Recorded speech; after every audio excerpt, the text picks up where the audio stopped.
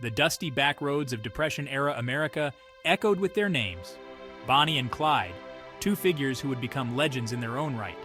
Two young lovers, thrust together by circumstance, bound by passion and a shared thirst for something more than their hard-scrabble lives offered.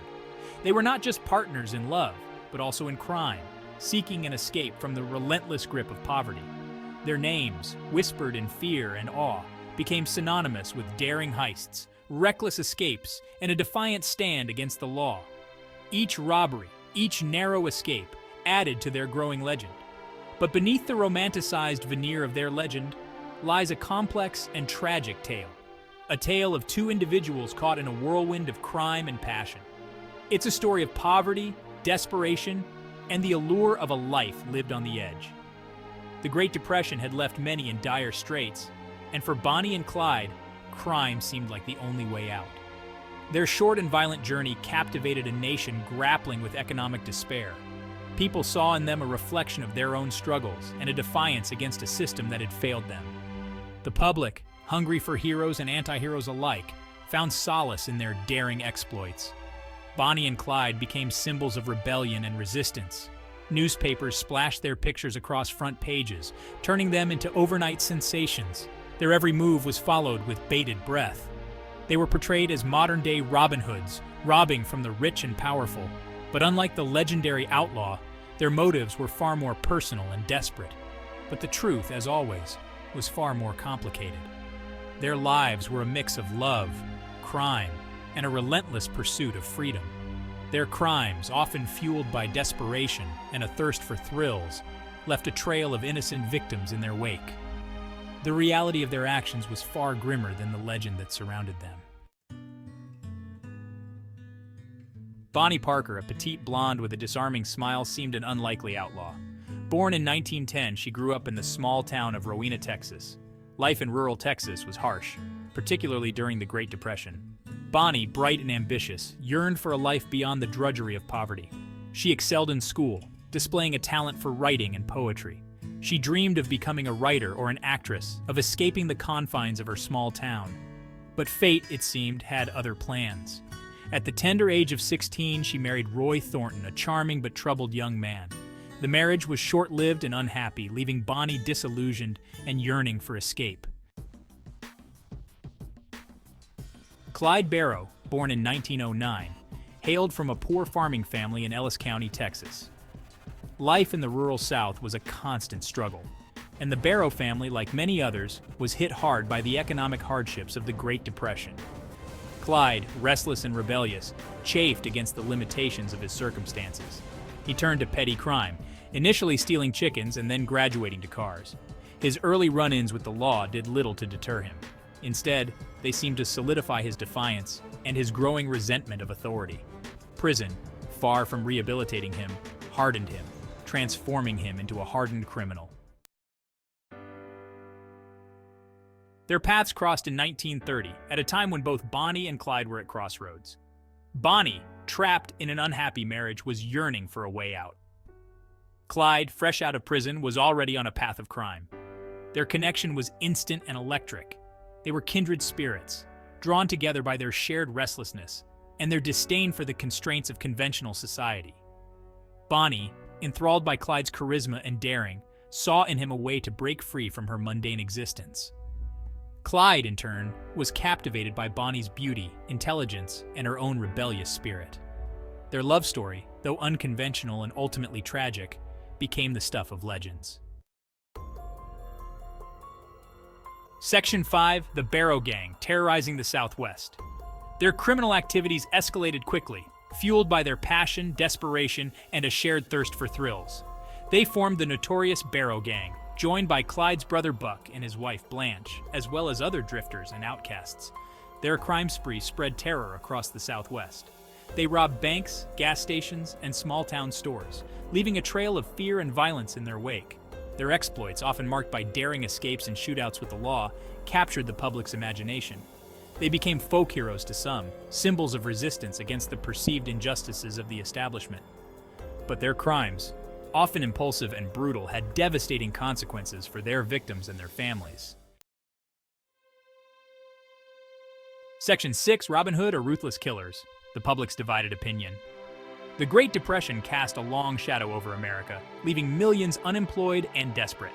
In this climate of fear and uncertainty, the exploits of Bonnie and Clyde took on a mythic quality. To some, they were romanticized as modern-day Robin Hoods, taking from the rich and powerful and striking a blow against the system that had failed them. Their defiance resonated with those who felt powerless and marginalized. They became symbols of hope, however misguided, in a time of despair. But the reality of their crimes was far more complex and troubling. They were ruthless killers, responsible for the deaths of numerous law enforcement officers and innocent civilians. Their crimes, often driven by greed and a reckless disregard for human life, left a trail of pain and suffering in their wake. Section 7. The media frenzy turning outlaws into legends. The media played a crucial role in shaping the public perception of Bonnie and Clyde. Newspapers, eager to capitalize on the public's fascination with the outlaw couple, sensationalized their exploits. Headlines screamed of daring heists and narrow escapes. Photos of the glamorous couple, often posing with their guns, were splashed across front pages. The media frenzy both fed and was fueled by the public's insatiable appetite for news of the outlaw couple.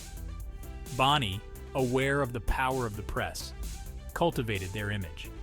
She sent photos and poems to newspapers, further romanticizing their story. The line between fact and fiction became increasingly blurred. Bonnie and Clyde, transformed into larger-than-life figures, became cultural icons, their story a cautionary tale of love, lawlessness, and the seductive power of fame. Section 8. The Walls, Close In, the Incessant Pursuit of Justice. As their notoriety grew, so did the pressure on law enforcement to bring them to justice. A massive manhunt was launched, spanning multiple states.